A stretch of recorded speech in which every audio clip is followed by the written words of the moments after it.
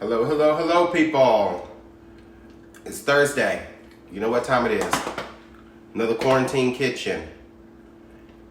You know what? Look, since I can share it to a group, actually, no, we'll just do it on my Facebook Live. No need to share. I'm a little early. I typically, tell everybody hi, Lisa. Always on time. Love it. Look at there. Everybody on time. People are joining already. So, I'm going to give it a few minutes to allow everybody to join in. I'm a little early. Juan, Marge. Who else we got here? Jennifer. Hello, hello. Let me grab my vino. What's up, Mike? How are you? Joseph. Let's just keep on waving at everybody that joins. I am a little early just because I had a glass of wine. I was like, hey, why not go on a couple minutes early, see who's gonna join. Jackie, what's up? So it's Thursday, 7 p.m. Jot it down, put it in your phone, make a reminder every week. This is gonna be a thing. I don't know if you guys noticed, I got a little ring light situation. My birthday is on Sunday, and my roommate was gracious enough to get me something fun and help me out while doing this. Kawana, hey, how are those twins? Keisha Gamage, you know what I'm gonna say. Keisha girl. San, hello, hello, hello. What up, cousin? So yeah, got a little ring light situation. I also have a tripod, so you guys kind of comment really quick. Tell me what you think. Can you see things? Look a little bit better. You get more of a bird's eye view. Hopefully in like the next week or two, I'll be able to get something. Joshua, Don, Nikki. Hopefully in like a week or two, I'll be able to, Shelly, what's up, boo? Hopefully like a week or two, I'll be able to get something else, some sort of camera situation that'll be able to give you guys a bird's eye view. But for the moment, you know what? We're going to work with what we got during this quarantine situation. So, again, every Thursday, 7 o'clock, I'm going to be doing some cooking demos. I've gotten some really positive feedback. I want to say thank you to everybody who has, joined in and watched every week, sent me comments and suggestions and everything. I really appreciate the positivity and the love. Jennifer, 2 times, Quartermach, and Fields, Hannah, hello. But no, I really appreciate Chance, what up? And you're on Facebook. Look at that, I'm bringing people out of the woodworks. This guy doesn't even do Facebook. But no, I really appreciate the positive feedback on everything that I've been doing over the last couple weeks. We all need something in this time to really look forward to. So this is why I'm doing this. Other than that, I don't know if everybody saw the flyer. Today's cooking demo is going to be Chicken Piccata. This is a dish that's actually super simple, really easy. You can wow your guests. It has a fancy name. What's up, Keelan? It has a fancy name, so people are like, oh, Chicken Piccata, what is that? Quest, what up? I saw you doing that seafood boil last night. The way this budget is set up, we won't be doing no seafood balls during the quarantine, okay? We got chicken. But yeah, Chicken Piccata is a great dish that you can do like dinner night. Super simple when it comes to ingredients. Cousin Jen, hello, hello, hello. Yes, you can make suggestions and requests. I have been getting people that are sending me DMs saying, hey, this is what I'd like for you to do. You can send me some ingredients that you keep around the house, and I can see what I can conjure up as far as a dish. Somebody asked where my drink was. There's that. Kim, hello, hello. Yes, cousin. But yes, you can make suggestions, requests, or whatever. Just make sure you message me, text me, and I'll definitely take that into consideration. What I am going to try to start doing, considering the times we're in right now as far as the grocery store situation, I'm going to roll out a new menu every Friday or Saturday, so that way people have more than enough time to be able to go to the grocery store, shop, and they're not going out making extra trips just to join on this cooking demo. So what we're going to do, like I said, we're doing Chicken Piccata today. Super simple, really easy, a minimal amount of ingredients when it comes to making this dish. So let's get started. What I have done, obviously because we want to make this as seamless as possible, I went ahead and got some ingredients together and kind of did some of the prep work, or mise en place, for all you people that like technical terms. Here we have our dredging flour. This is essentially what we're going to dredge our chicken in to pan sear it. It's going to give it a little bit of a crust. We don't want it to coat the chicken and make it cooking with Chris quarantine.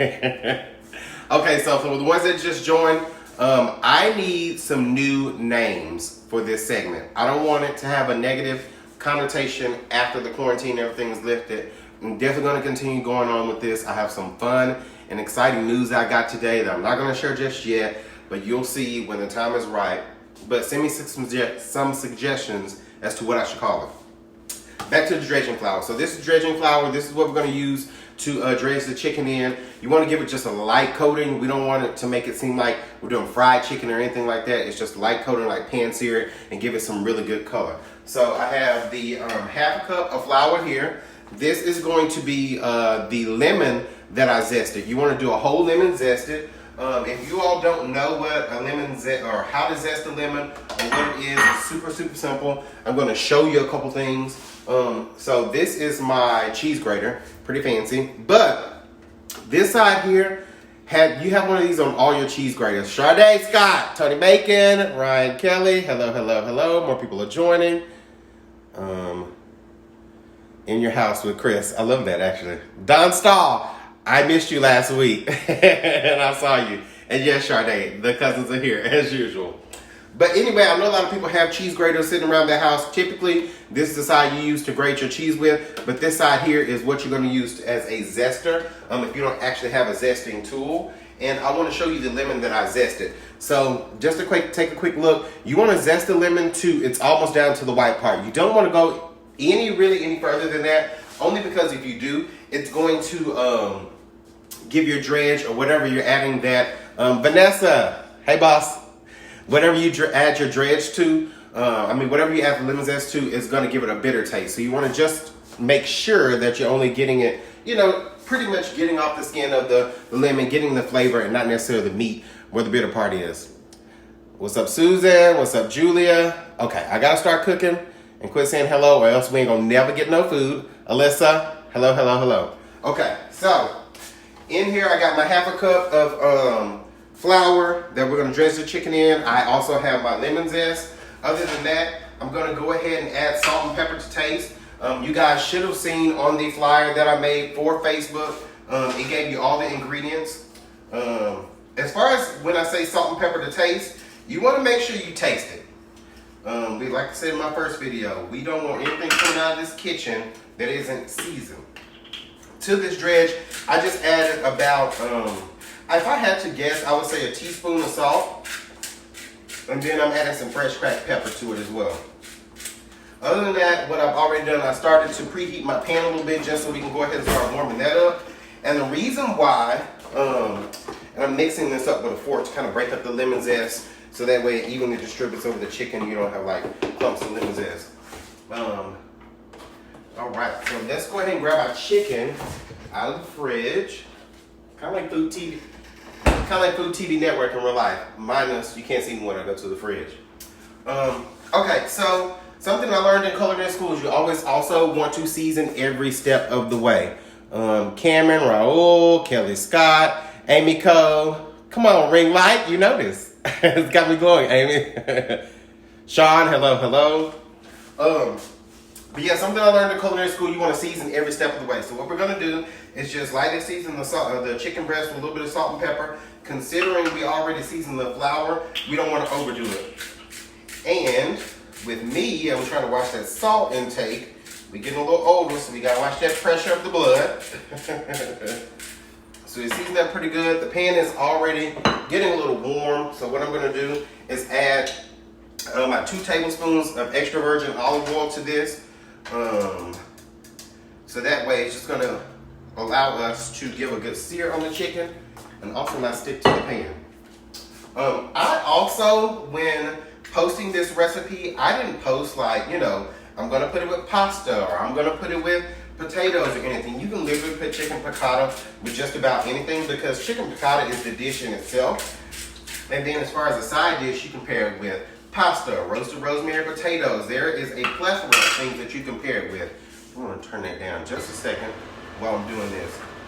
Another little trick too, the reason why you see I have my flour in this Tupperware is because I am going to throw my chicken breast in here and actually shake them around and get them coated in my seasoned flour in this vessel. So that way, you know, you're not making a mess, you don't have, you know, sticky flour hands, that kind of stuff. Who else we have joined? Okay, Miss Rachel Ray, EVO. Yes, that's exactly where I got that from. Janet, hello. Leslie, what up? I'm trying to wave at as many people as I can without burning my olive oil or my chicken. Okay, so we're gonna give it a good toss in here. And like I said, this is really good. Honestly, I use this technique when frying chicken. I use this technique when frying catfish. You know, as people in the South love catfish. I do need a gas top range. You know what? That's what happens when you rent to be a homeowner. But yes, I use this technique when frying fish, frying catfish, anything that I need to coat in anything, even like chicken parmesan. Once I get to that breadcrumb state, I'll also toss it in a Tupperware like this. All right, so now that we have our chicken lightly dredged in the seasoned flour, again, in the seasoned flour we put the lemon zest, salt and pepper to taste, and the chicken. That's about it. Okay. So, and y'all saw me probably take my fork and drop a little bit of flour in there. Essentially what I'm doing is testing the heat level of the flour. It'll sizzle up a little bit and you'll know that your oil is hot. Other than that, a way to test oil to see if it's hot, you will see the oil actually start moving around in the pan.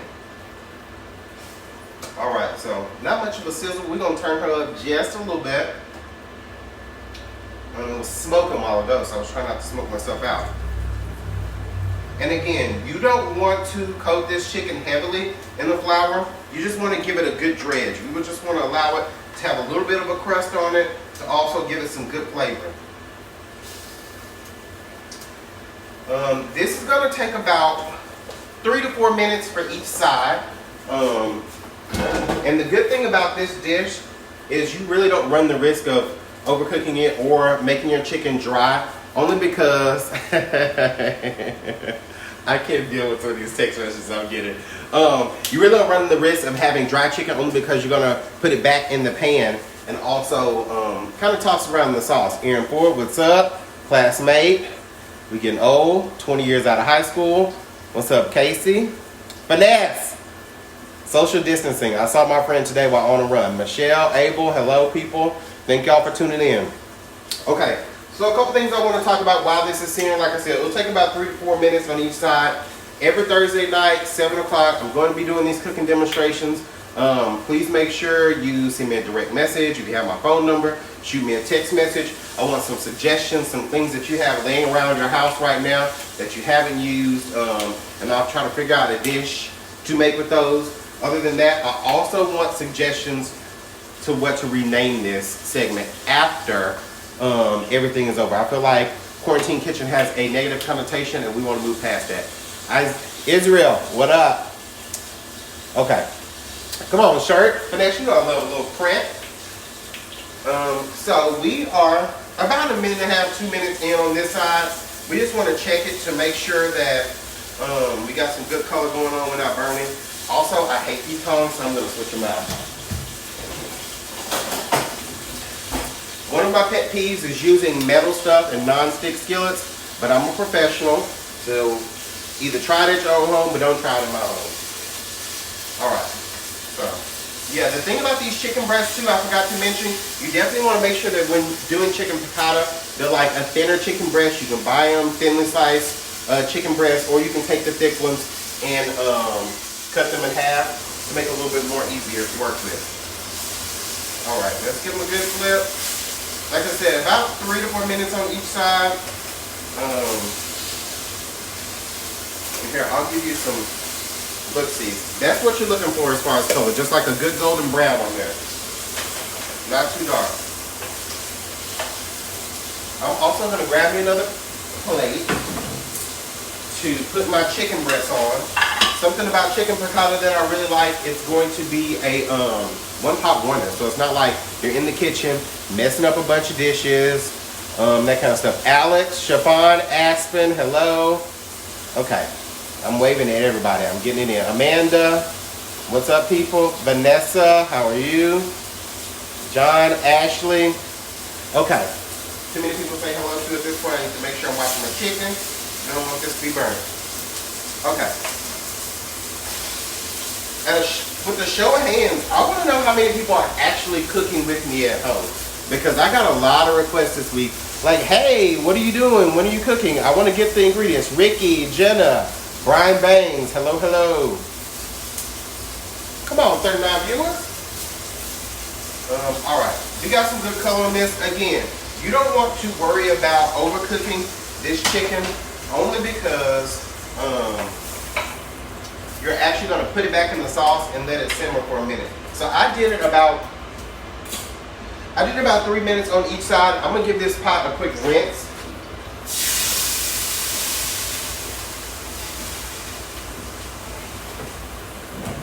And the reason I'm rinsing this out, to be completely honest, my oil was a little bit hot, hotter than I wanted it to be.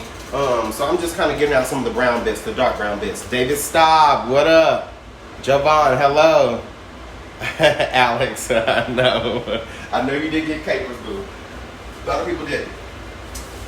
So I was talking about earlier with the chicken piccata, it's a dish in itself, and you can pair it with anything. I'm actually going to do zucchini noodles.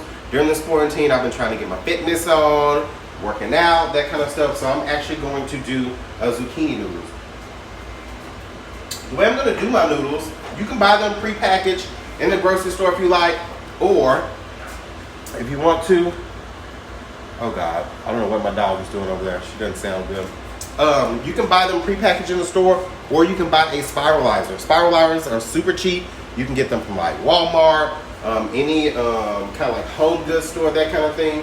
And essentially, you're just gonna take the zucchini on there, and I'll show you how to do it here in a sec. You're gonna put the zucchini on there and turn the handle. It's gonna make noodles for you. It's just a really carb-friendly way to like add, you know, noodles to a dish without actually having pasta. Okay, so I got my butter that I just grabbed out of the fridge. So this butter, remember in the ingredients list, I told you guys to grab, to have 1/4 cup of butter.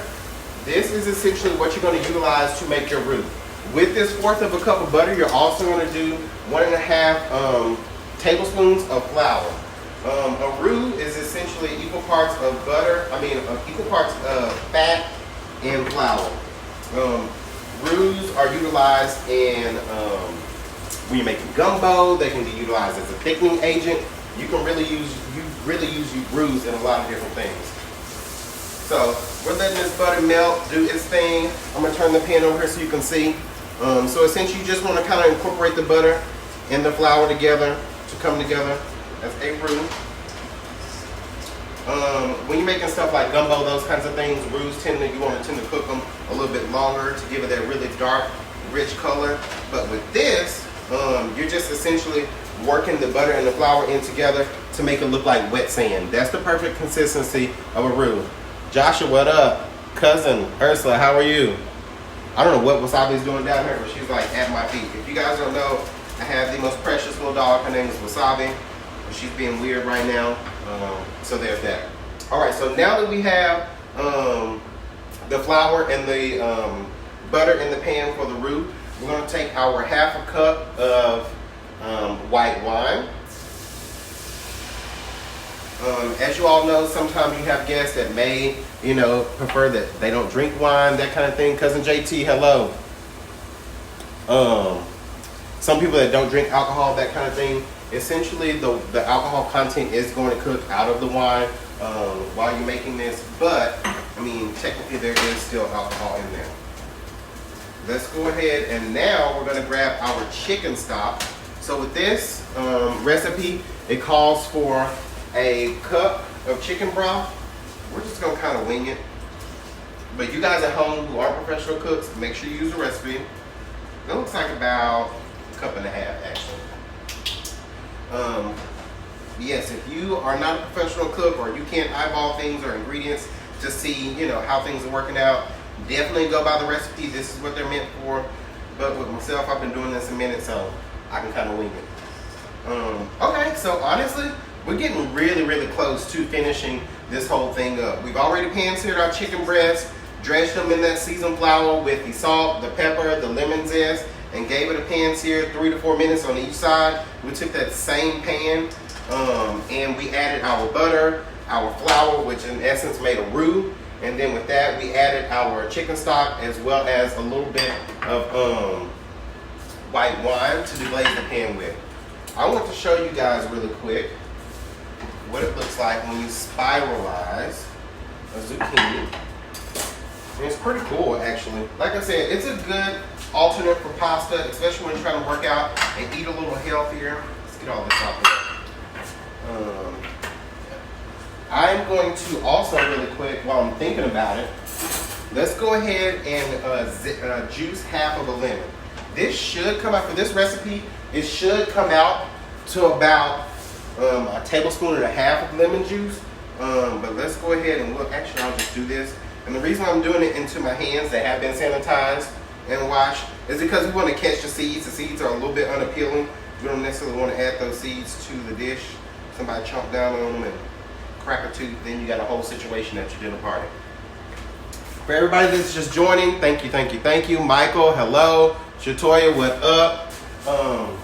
For everybody that's just joining, we're doing chicken piccata tonight. Again, super simple dish, really easy. The roux also acts as a thickening agent. I don't know if you guys can see the dish here, but you can see how it's thickening up really nice. If you do want to put this over pasta, this is going to coat your pasta really well.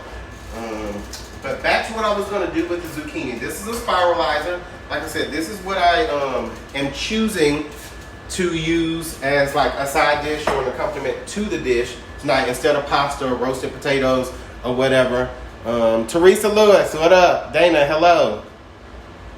I know, Sade, a lot of people don't like capers, but you know what? I'm into it. So that's what's happening. We're going to use capers. If you're not a capers fan, obviously you can substitute Adam, hello. If you're not a capers fan, you can substitute olives. I mean, olives is going to be a little bit more briny. They're also going to be a little more salt. They have a little more salt content to them, but still a good substitution if you don't like capers. Personally, they're just about the same in flavor profile.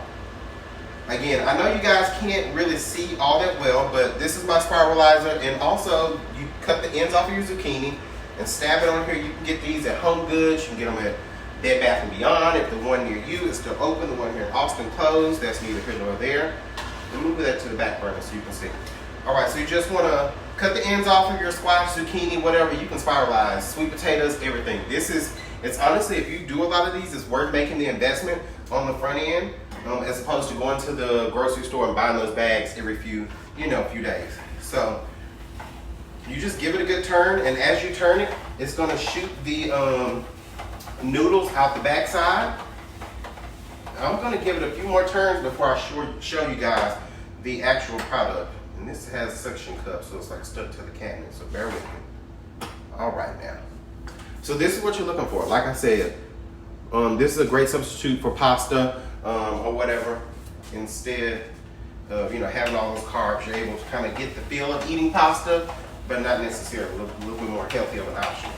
I will say when I make these zucchini noodles or squash noodles or whatever, especially something that's a little bit softer like this, cucumbers, I do not cook them when I'm adding them to the dish. So like with this, what I would do is I would take the noodles, and I've had my zucchini sitting out at room temperature for like the last 15-20 minutes before I started this video. I would let my zucchini sit out at room temperature, so that way you take whatever sauce you're using. Say for instance, you made a meat sauce, you can just take that sauce and pour it right on top, and that's gonna cook the zucchini enough to allow it to break down a little bit. A lot of people like their veggies overcooked. I personally am a fan of al dente veggies. They're gonna have a little bite. They're gonna be a little more nutrient rich if you don't like cooking the all bejesus.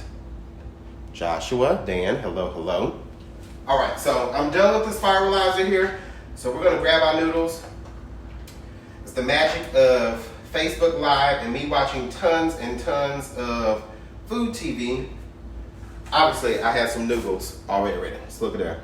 Don't they look tasty? Other things you can do with that, you can make them into a salad and take just like some dressing, feta cheese, you know, some of your normal ingredients, make a salad out of them. There's plenty of things that you can do. The only other thing that I need to do really to finish up this dish is put my pan back on the stove. And we're gonna grab some parsley out of the fridge. Now this chicken piccata recipe in particular didn't call for Parmesan cheese. I personally like Parmesan cheese. You don't have to have it, but we're gonna add some Parmesan cheese later on once we get off camera. But like I said, I'm just trying to utilize a bunch of ingredients that people already have in their kitchen right now. So that way we're not going to the store making a bunch of trips.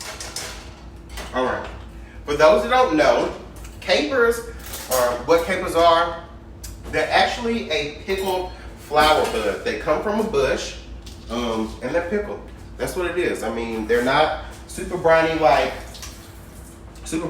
olives. They do have a little bit of salt content to them, so you don't have to oversalt your food. Katie, hello. Mark, what up? What up, cousin Byron? Yeah, capers don't have a heavy salt content to them. So, so you don't have to, you know, worry about them being overly salty. Let's see here. So I think, let me see, I got a little cheat sheet right here. We got 3 tablespoons of capers. You know what I'm gonna do? I'm gonna drain some of this liquid off because right now we got a lot of liquid on top.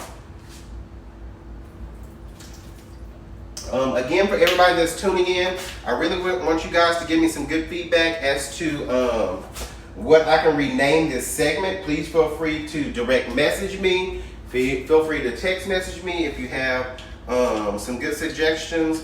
And then also, after this is over, I don't know if you guys knew, but I do have a YouTube. So if you want to share this with a friend that didn't get to tune in or something like that, you can just direct them over to my YouTube. It's my name, Chris McGee, super easy. And there's not going to be any editing done, but all these videos are going to be uploaded to my YouTube pretty much at the end of the evening after I do this. All right, so we added about 3 tablespoons of capers to the dish. And now what I'm going to do is take my pan-seared chicken back to the heat so that way we can get them cooking in this sauce. Again, chicken piccata is a one-pot wonder. That's why it's so great to cook and have for guests. You're not making a big, mess in your kitchen. It's actually really fast and really simple. So, amateur people in the kitchen can really execute this dish and have, something super impressive for the guests to eat. I've been doing a lot of talking. It's like 24 minutes. I'm flying through this. The last couple weeks, we've been going a little bit longer, about 30 plus minutes. But I'm flying through this. Salt and pepper daddy. Yes. I mean, I can't help it, Julia. This is what happens, when you get older.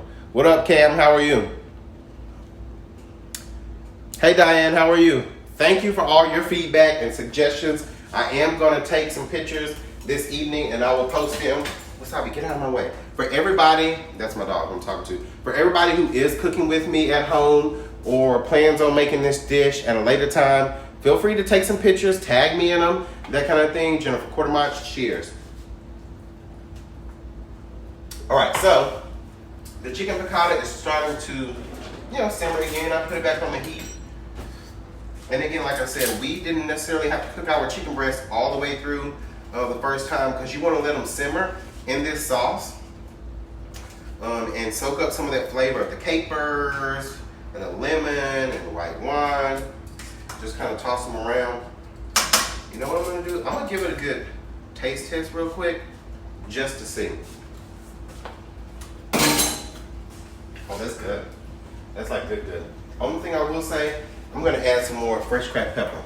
You can never go wrong with a little bit extra fresh cracked pepper. All right, so we're going to get at a simmer. I love the suggestion of medium and a gas range. This is why I'm like constantly, what's up, Elbert? This is why I'm constantly, yes, cousin, you can use chicken thighs. Chance, do a vegetarian dish. Honestly, you know what's funny? I was thinking, what could you do to make this vegetarian?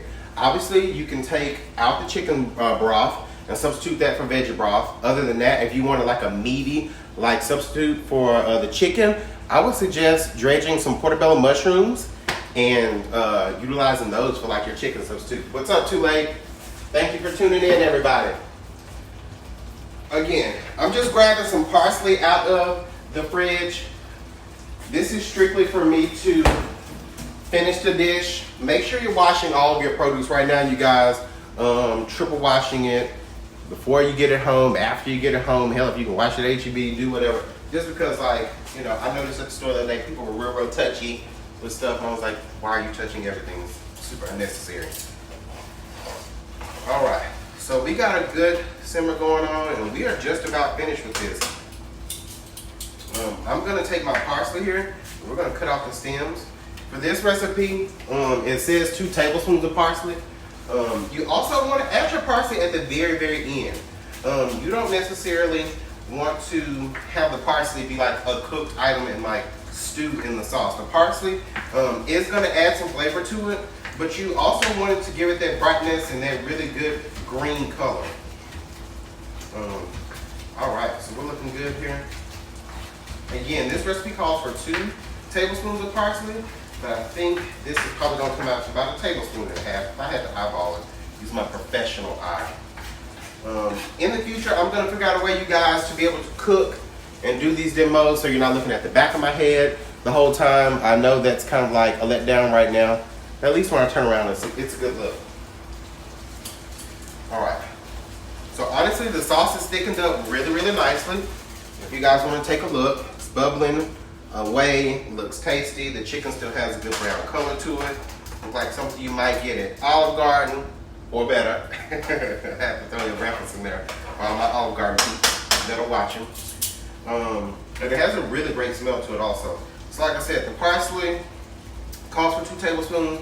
I'm just going to add a heaping handful in there just to give it a quick simmer with the parsley. And we're just about finished. While this is sauteing and finished up, come on, chop. Right. You got to run your knife through. And you don't want to macerate your fresh herbs and that kind of stuff. Sarah, hello, how are you?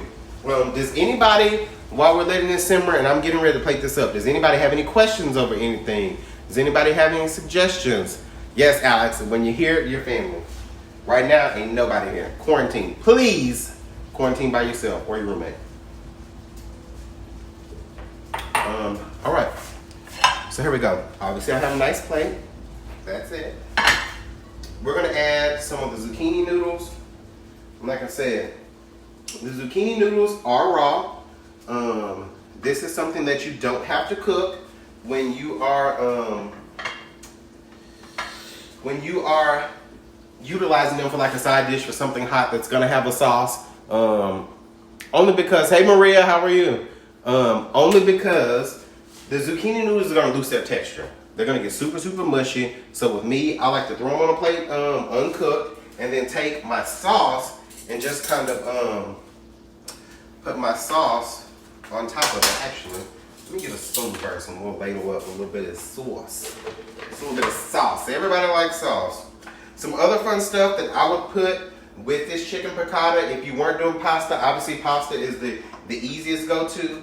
I would do like a side of rosemary roasted potatoes, which is really easy to execute. All you need is some like new potatoes, a little bit of fresh chopped rosemary.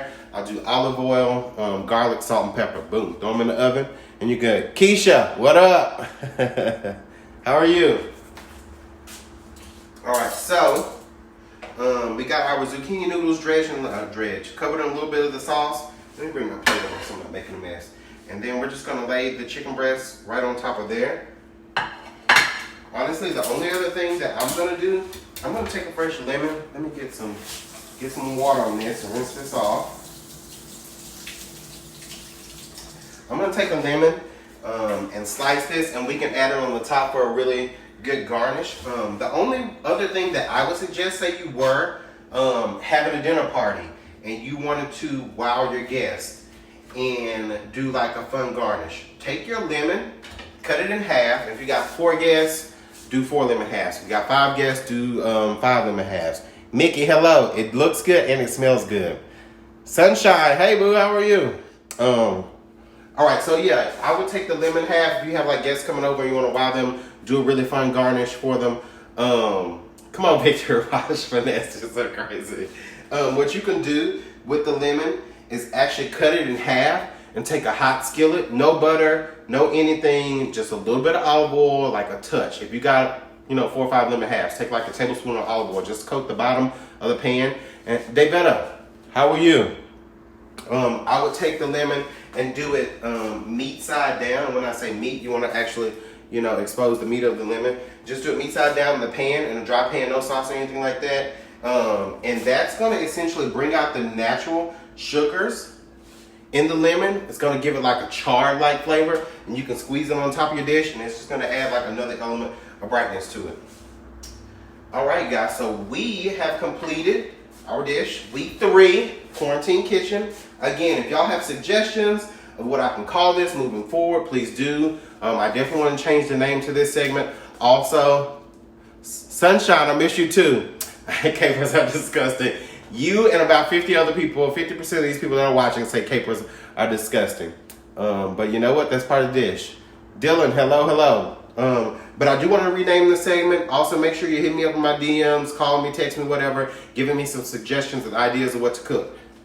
Boom. Look how good that looks. And we got the steam going on. Okay.